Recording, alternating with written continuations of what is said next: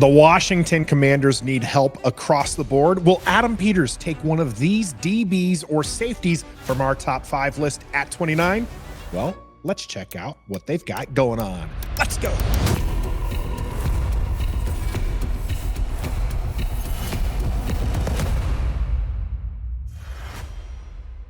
Greetings and salutations, and welcome to another edition of Top 5 right here on Ref the District. I'm Nathan Perry. That's the Stoner, and we have got your DBs and safeties that we think might be a good selection with Washington's first pick. No secret that I don't think they're picking at 29. Adam Peters, even today, answering the question is that's an option for us. We're going to take a look at every bit of options. We have another option for them coming up here in just a little bit. And I'm not even talking about the 5 that we're going to be talking about as a pick at 29 or later.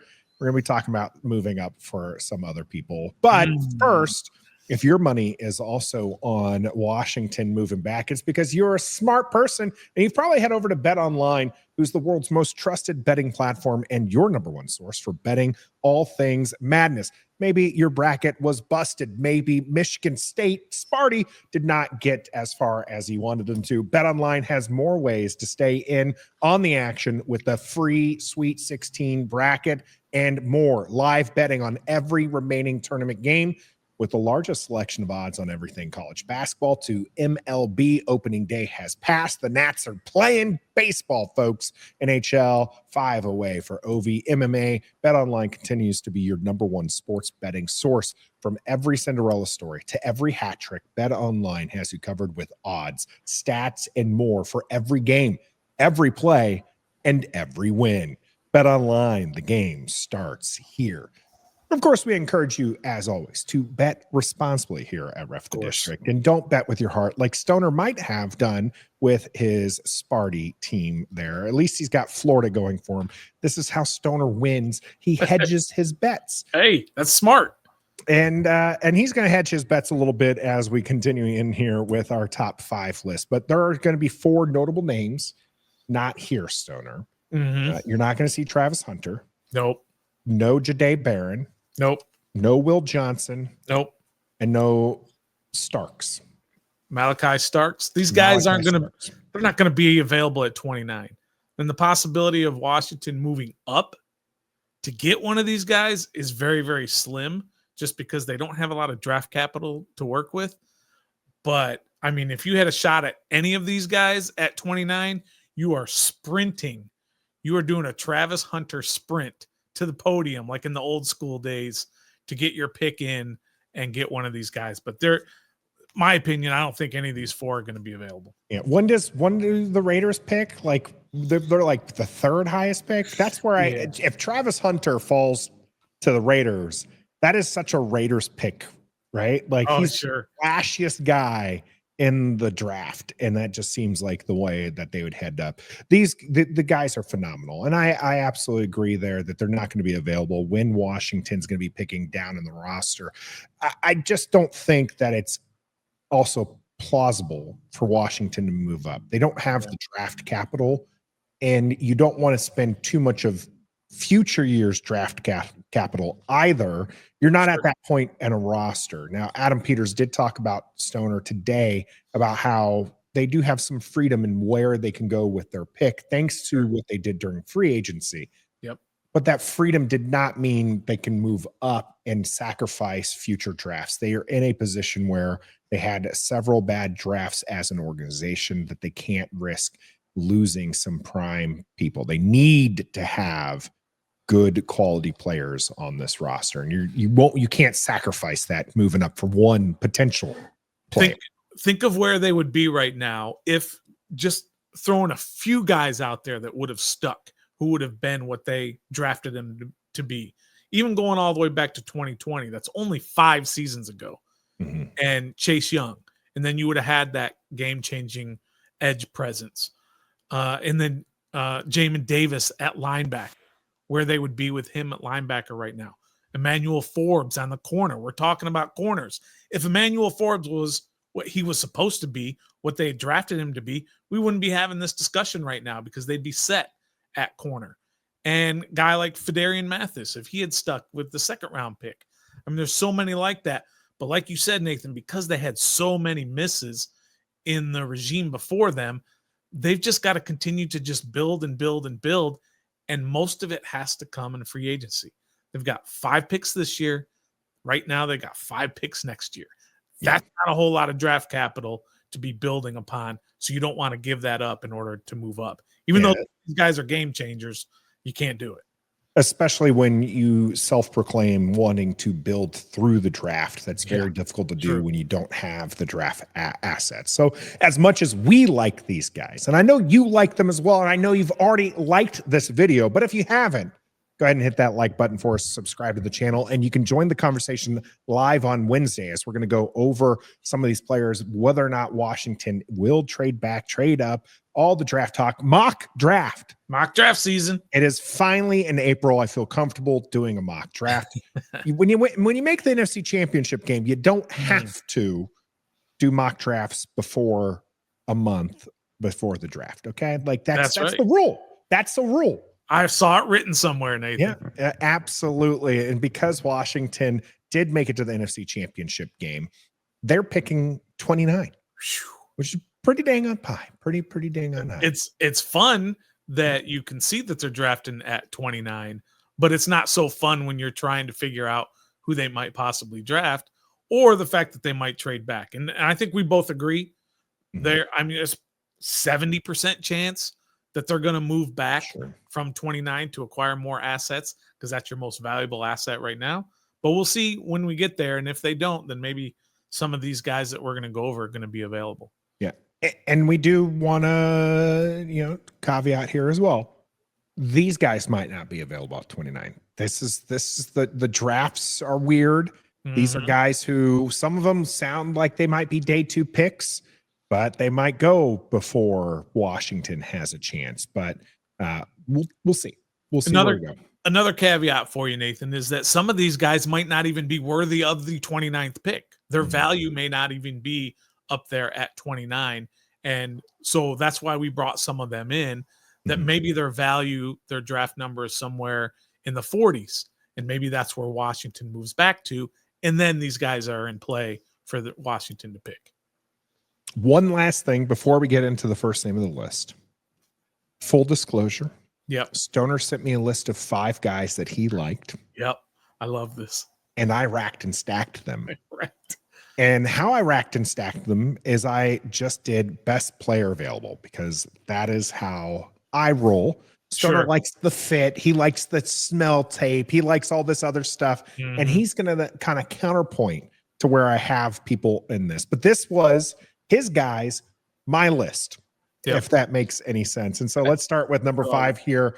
We got Nick Emmanwori out of South Carolina here. Elite size, a strong box slot. This is a safety. Now, this is probably the other thing we probably should have mentioned. Washington, despite filling up with, Lattimore, with Jonathan Jones, having signed Harris to go with Quan Martin for safety, they still need help in that defensive backfield. And the better that defensive backfield is, the better the pass rush is going to be. Better the pass rush is going to be, the better the backfield is going to be. It's going to a weird relationship there with that. And so here we have at number 5 a safety option who has played 3 years of solid quality ball here for the Gamecocks and has a great athleticism score. Okay, he's actually the number 1 ranked athletic. This is we're moving away from Raz just for a second here. Okay. Next gen stats athleticism score of 91, ranked first in that regards for safeties, with a 4.38 40-yard dash, of 1.49 split. What do you like about this guy? Why was he one of the names you floated to me? I love everything about this guy, Nathan. You racked and stacked him at number 5. I actually had this dude number 1 of these 5. I love everything about him. He's one of those guys who has worked his way to his position. Look at his size and look at his speed. and you just mentioned it with his athletic score. He's 6'3", 220 and ran, Nathan, a 4.38 at the combine. A 4.38 at 6'3", 220. He's a guy who played linebacker in high school, and they converted him to safety at the college level. He's a box safety. He's also a cover guy. He's an honor roll with in college, team captain. I love everything about him. As a freshman, he was not scheduled to be the starter. On the very first series, the starter got hurt. He jumped in there and never came out of the game in terms of being the starter for South Carolina. 37 games that he's played. So he's got experience. He's got the size. He's got the athleticism. He's got the speed. He can play in the box. He hits. He can actually cover extremely well when these tight ends are coming out or these running backs. I love everything about this guy. And he is the one guy on this list for me, the one guy that if he's there at 29, you don't trade back, that you would take him. If you don't take an edge, which we talked about last week, if you haven't checked that out, or if you've decided tackle. Or a tackle. If you decided you're going DB with your first pick, this is the guy that should be available. And if he is, I think you take him. I love everything about him. I mean, he's fantastic. And from what I can see, very productive on the field. I'm not going to get too much into the negatives as far as like what I'm seeing there, as far as like when you're looking at draft profiles. But I did want to touch on one thing is right now he has an over-reliance on his athletic ability. For sure. And part of that is good, right? Because we talked about this before. When you have two guys who are equally, getting to the ball, okay, in this regard. So we use the 100-yard dash for the Olympics all the time. But one is perfect form and the other one's not perfect form. You take the one that's not perfect form.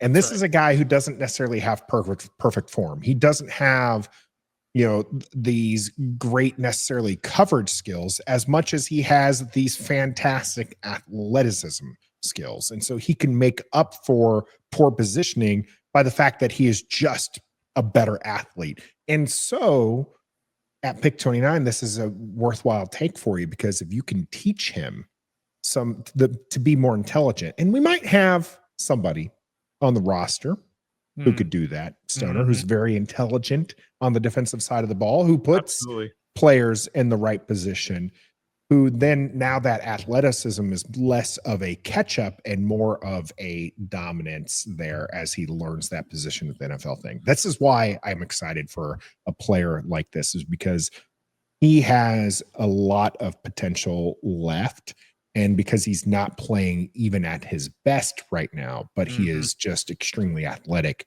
makes it for an exciting pick at 29. He's a guy who you've got Quan Martin there, who has played 2 years, right? So he's got 2 years left still on his rookie contract. And you've got Will Harris, who they signed to play the other safety position, who signed a 2-year deal as well, I believe. I can't remember if it's 1 or 2. But this is the perfect guy who's going to come in and be a special team standout. And then in year 2, he's going to be ready to be the starter. That's the kind of guy I think he's going to be for a team. For a team in need of a safety right away, he's a guy who can start day 1 for me. But for Washington, he's not necessarily needed to start day 1. And that's why some people don't like that they would use the 29th pick on a safety right now. Sure. But there are certain guys, and I think he's one of them. If he's there at 29, I think you snag him. Don't have it in front of me right now, the split up, and maybe this is something I'll do for Wednesday, is have how many times Washington moved into a 3 safety set. And this is something that I know that they like doing. I just don't know how often they did. So if somebody has that information right handy, you're going to put it in the comment section for me. And I appreciate that. It saves me a little bit of research. Got a lot going on here in the Perry household. But one of the things I think is great in the fact that they would take a safety is Will Harris is fine. Not saying he's a bad player. In fact, I'm excited for him. You all know I'm a big Quan Martin believer. You are. I think Quan Martin is going to shine and flash in this defensive scheme that's being put up. Then you add a guy who, like Nick Emmanwori here, who is a rare athlete and has this elite size and it allows you to do different things. But they do go to three safety set a lot. Just, you know, they kind of move around the nickels. They kind of move it. They use that extra safety position as a pseudo linebacker. And we're telling you this guy is strong in the box in the slot. Well, guess who would be there is your third linebacker, right? You just have Luvu, you have Wagner, and then you have this guy as your pseudo linebacker. And I think you have good things coming for you. So that's our number 5 on the list. Remember last year before the season started, and they talked to Joe Whitt Jr., and he said, we don't have necessarily 11 starters. We've got 17 or 18 guys that are going to play a lot. And this is one of those instances, like you talked about, Nathan, is that they're going to rotate a lot of different types of defenses, and they are going to have 3 safeties or 3 linebackers or 4 corners like that. So I think this is a guy who fits really well into the scheme of Joe Whitt Jr. Yep. Now, he was my number 5. Again, I'm doing best player available as per the big board that I was taking a look at. And next on there was Shavon Revel coming in at number 4 here. Another rare athlete, a bully on the line, a little bit smaller school, East Carolina, coming out here for the young gentleman. What was it that you liked about him when you sent me his name for this list? I love this dude too. This was my number 2 guy. So our lists so far are kind of flipped, but that's all right. I mean, he's 6'2", 194, runs a 4.4, so he's obviously very fast as well. If he had not torn his knee, torn up his knee, I believe it was his knee. Yeah, it was a torn ACL. Right. If he had not done that before the season or right at the beginning of the season, he'd probably been a top 15 pick. That's how good he is. And if you can just wait on his ACL to fully heal, then this is going to be a great value wherever you end up getting him if you get him in the 40s or 50s in this draft, because he has all the skills. The only thing that you worry about with him, for me, is that he's really only had 1 full season of production. That's the only thing that you can find. But, man, what a great season it was. 54 tackles and 12 pass breakups in 1 season. In 2023, that's the kind of guy that you want to have. Super fast, athletic, strong. He's got that lanky build, the 6'2", 194 pounds. He doesn't mind getting in there and hitting dudes. I really, really, really like him, but I don't know that he's a day 1 starter, but he's going to be a starter in this league at some point. And maybe that's Washington doesn't necessarily have the freedom to take a guy so high and not necessarily have him kind of sit for a year. Yeah. But I mean, at certain positions, if he's the guy you want, you've seen Washington do this just last year with their first pick in the 2nd round and took a guy who had some, injuries that wasn't necessarily going to be a day 1 starter, was going to just be a rotational piece. And this is where maybe Revel fits in here as well, because you have a chance with Marshawn Lattimore, with Mikey Sandristil. You have a Jonathan Jones. You have an Noah Iggy coming out there. So you can afford maybe for him not to be ready day 1 for health reasons. Right. You want to play him, but you're like, let's ease him in there. Let's make sure this ACL is right, because this is where I do think Washington matches well up with the player. You mentioned the size, the length. We talked about him being a bully on the line. He has all the makings of a good press corner, a man type corner for the NFL. And that's what Washington wants. That's what Joe Whitt Jr. wants. That's what Dan Quinn wants. They want to play man. They shift to zone because they don't have the personnel right now to play man. That's right. But believe me, when they lock in, when they finally get the players that they want, not just players they have to get, which is where we're at right now, but the players they want, when this roster fills out, you're going to start seeing a lot more man coverage. And this is where Shavon here could really play a role, especially once he gets healthy. Yep, I like this kid a lot. I think he's got a ton of potential. He is kind of a Joe Whitt Jr. type defense of player. So I just don't think he's a guy worthy of the 29th pick. So if they do trade back and they end up with, say, something in the 40s, mid 40s, right around there, I think this is the guy they have to consider if he's still available. Because remember, he was going to be a top 15 pick.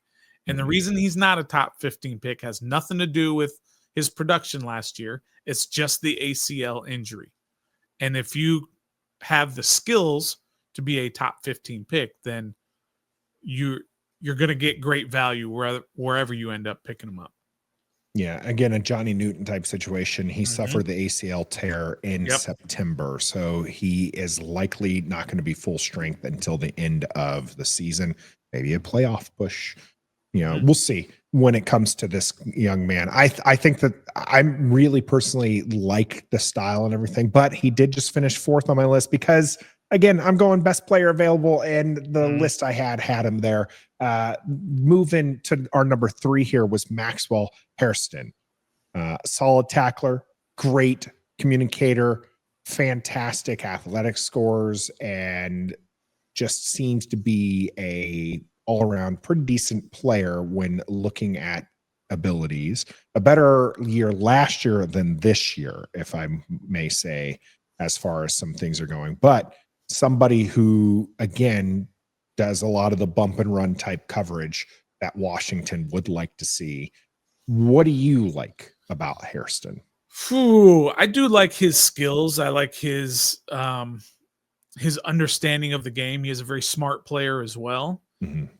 He's excellent in the zone, and he is good, as you said, as a man type guy. But I feel like the only reason we even discuss him at this point is his 40 speed.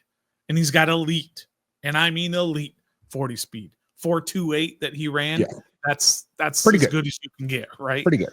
So that's great. And I think that's what made him move up these draft boards. And so everybody seems to have him in their top 10 of corners. I'm not completely sold on him yet. There's some things obviously to like him. That speed stands out. That's a very good thing, obviously, to have from the cornerback position. He is very fluid in his change of direction. I appreciate all of that. He's just a little small, and he's not very strong for me. And with that sort of speed, that's going to help make up for those other things. But I don't think this guy fits well into a Joe Whitt Jr. type defense. So I would put him, look, I'm putting a lot of critiques on him at this point. He's going to be probably a second round draft pick in the NFL. So just kind of keep that in perspective. I'm looking at some of the bad stuff about him, but he's still going to be a draft pick and a day 2 draft pick. So we might want to talk about him in case he's there with their second or third round pick when it comes down to it. Although I don't know if they got a third round pick. They got a 1, 2, 4, 6, and 7. So, but after they trade back and acquire more picks, maybe they will. I'm not sold with this guy. He's a little too small, and he's not strong enough for me to play in a Joe Whitt Jr. defense. Washington did take a guy who maybe not had been ideal size for them as a cornerback last year. That's fair, Nathan. Yeah, Mikey noticeably a smaller but very athletic, very smart, cerebral player. I think if I were to look at the differences between Mikey and Maxwell here, Mad Max, as his team would call him, because of his play style, I think Maxwell plays a little bit more with want and abandon. Again, they call him Mad Max for a reason. Mikey Sanders still is a little bit more cerebral, the higher IQ. And that's where I think the difference is between those two players and why Washington might have gone with a smaller cornerback last year, especially looking to put that one in the slot. Hairston here is looking to go on the outside. Yeah. And that's probably one of the bigger differences. Plus, you don't necessarily want all small especially when you're talking about a weight profile of 180 pounds, Right. which is not ideal. And his production is there, Nathan. I mean, he had 5 picks in 2023 with 2 pick sixes, and he had another pick 6 last year. Production is there. He's playing in the SEC. It's kind of hard to sort of talk down about him with all the production in the SEC, but we'll see how that translates to the NFL. One of the things I think that you would like about this guy, if you're listening to this, is that he is very physical and he has zero problem sticking his nose in there and trying to make the tackle, which is something that this team does want. Washington, Joe Whitt Jr., and Dan Quinn arrive violently, and he is somebody who does like to arrive violently. So there is that. There's a lot of reasons to like Hairston, maybe not as much as our number 2 guy here, Trey Amos from Ole Miss. Great instincts, versatility, another safety here on the list for us when it comes to this is a cornerback. It's our next one who's a safety. But what did you like about him here for you out of Mississippi?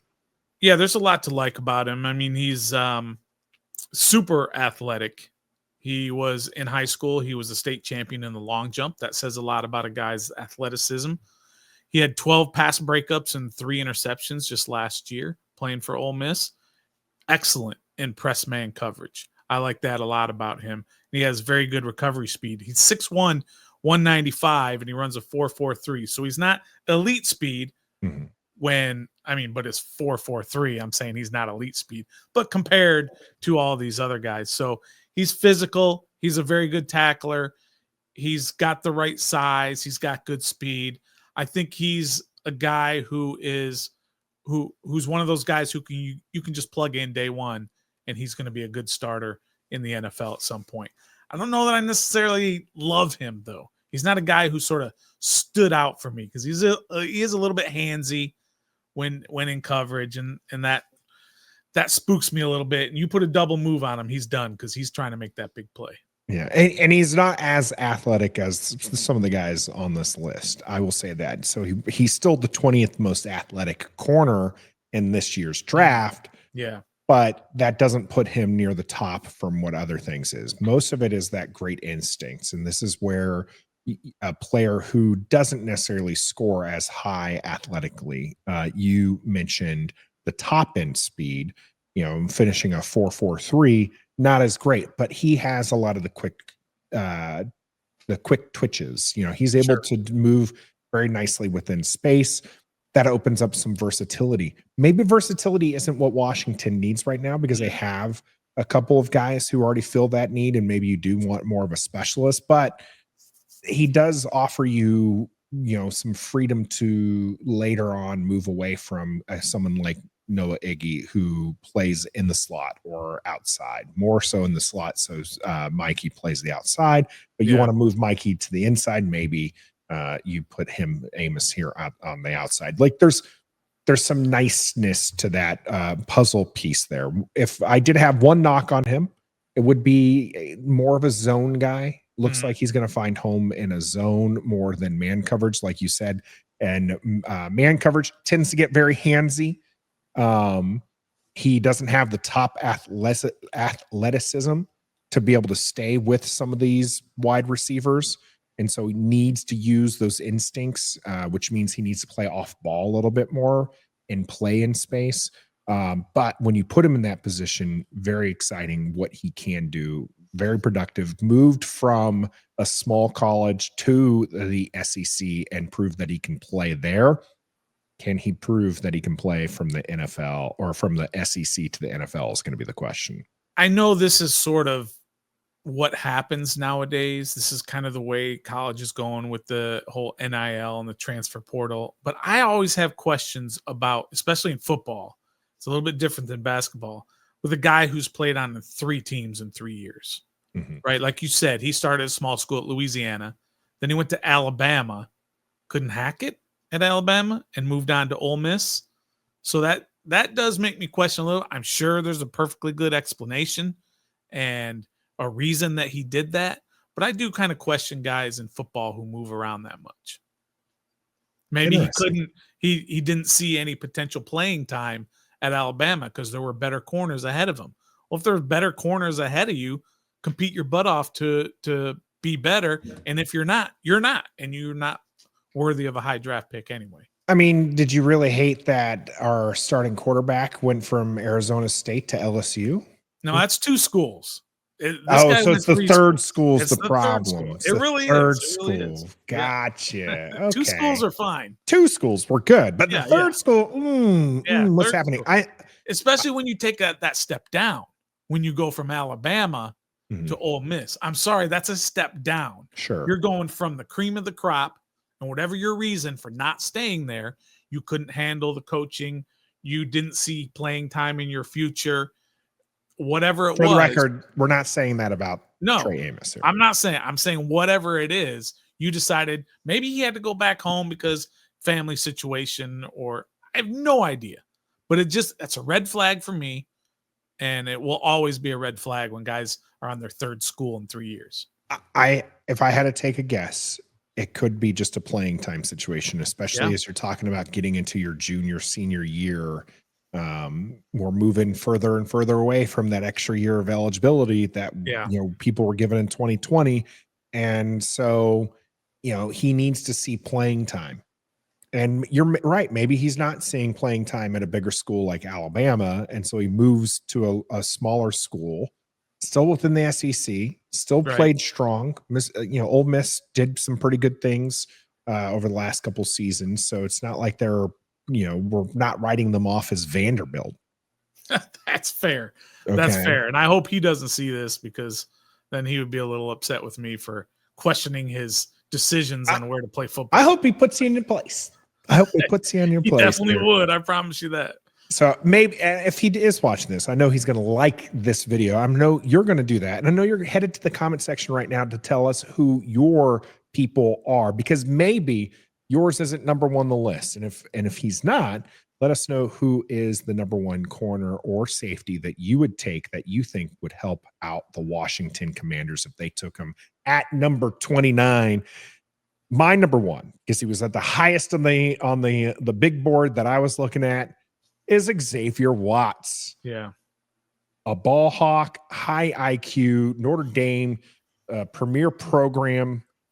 This guy is somewhat athletic. He's not the most athletic, and I think that's where Stoner and you and I kind of flipped a little bit on here. The big board didn't put the big push on the athleticism. It put more into the play on the field. And when you're looking at the play on the field, this guy right here is tops. Oh, absolutely. He has a lot of production to look at, and the tape does stand out. He's 6 feet, 205, runs a 4.49. Again, as a safety, that's not terrible, but that's not great either. But the production is there. You cannot question the production. 7 interceptions 2 years ago, 6 more this year. He was voted as the nation's best defensive back in 2023. He's super intelligent. He's violent. He has great instincts. He can play in the box. He can play free safety. He can play strong safety. He's very good at shedding blockers and getting to the quarterback or getting to the ball carrier. I do love what I see from Xavier Watts. He's a team captain. Here's my problem with him. And this is completely irrational. And anybody watching it is going to say, that's a ridiculous theory that you have. I can't get over a bias that I have for 2 schools, and that's Notre Dame and Penn State. Whenever I watch players from either of those teams, all I think of is slow and 3 yards in a cloud of dust type football.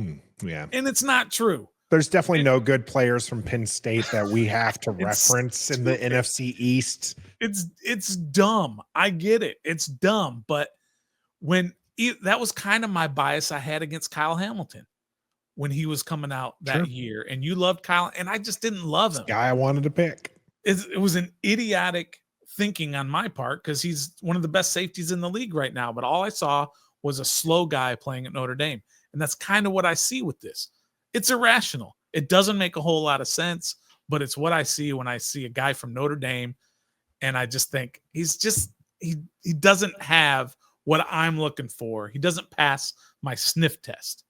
My sniff test is usually really spot on. And so we'll see in this case. After telling us you didn't want Kyle Hamilton, by the Right. way, I just want to remind you. I mean, you're trying to convince us that your smell test works, and you said you didn't want Kyle Hamilton. Yeah, I was incorrect on that. But it's like when I see their tight end for Penn State, Tyler Warren, right?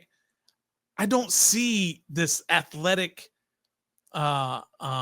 speed sort of guy who's going to dominate. Sure. But he probably will because everybody else in the world sees it. I just don't see it. But he's going to be amazing, I'm sure.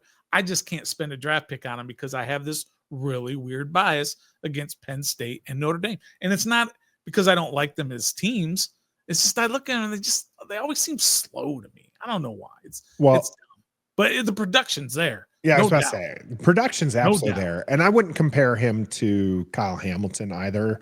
Hamilton is on another plane, and you can see that by kind of where those two players are looking to be drafted. Hamilton did fall down the draft, even though most considered him the best player, but it was because safety is in a position most teams want to spend a high draft pick on. Yeah. But even said, he was considered, like I said, by some, this guy right here, the best player of that draft. Xavier Watts is nowhere near the top player of this draft. He is very productive, though. What I like about him is the smarts and his ability to make sure that he's in the right position. And that's why he ends up being a ball hawk type safety for Washington. It'd be nice to be able to have that on the top end of the defense, allow Quan Martin, who can play that position, but has a lot more range in his versatility to be able to be moved around, allow him to do that. And that's why I personally like the Harris pickup, because Harris can play that free safety and allow Quan Martin to kind of be a joker type role where he's moving around and doing a lot of different things here. Xavier Watts, strong on the back end. He, again, is not nearly as athletic, and he doesn't have the great big size, but it's that IQ. It's that ability to know where he's supposed to be, diagnose things, and being able to get to that. And we talked a little bit about that when it comes to Bobby Wagner on the tail end of his career. No longer the athletic specimen he was in his late 20s, mid to late 20s, but because he mentally is 2 steps ahead, that's what's important. And that's kind of what I see in Watts, is a guy who maybe doesn't have the physicalness of some of the guys that we've talked about before, Revel, for instance, who just has some elite athletic skills. But Watts here is playing 2 steps ahead, so he doesn't have to be as athletic. And this is where the whole 100-meter thing kind of falls down a little bit, because Watts is a guy who you're probably not going to be able to make more athletic. Right. And he's going to hit his peak in 2-3 years, as far as that's where his peak athletic ability is going to be. But as he dwindles, you're not going to unlearn that IQ stuff. You're not going to unlearn the ability to play football. And this is where I like taking guys like this as well, because I like the fact that technique wise, I like the fact that mentally those instincts are right and everything, because you can get a guy who's in his early 20s to his late 20s to be more athletic. You're not going to grow it. He's not going to start running a 4.28. Right. But you are going to get him to the ability that he can use those instincts matched with some athletic skill to be even more potent, rather than take a guy who's athletic and try to teach him the mental side of the game. The mental side of the game is hard. Yeah. It's way more hard than doing a bench press. Okay. Look at the guys. Jamin Davis, fantastic athletic dude. Right. Okay. Looked like, honestly, when the new regime came in, I really thought that they were going to unlock him, because I was like, this is a guy who has sideline to sideline speed. This is a guy who is strong and physical. And hey, maybe they put him as edge. Didn't work out. Why? He didn't have the ability to learn the game up here the way that they wanted to, the way that Joe Whitt Jr. wants to play, the way that Dan Quinn wants to play. Jim Davis didn't have it here. That's right. Watts has it here. Right. You don't have to work on that. Now you just have to put him in a position where he can use that smarts, work off Bobby Wagner. Wouldn't it be great? Bobby Wagner retires and you got a guy like Watts who can align everybody. So the question is, if they stay at 29 and he's there, would you use a draft pick on him at 29? I'm trading back.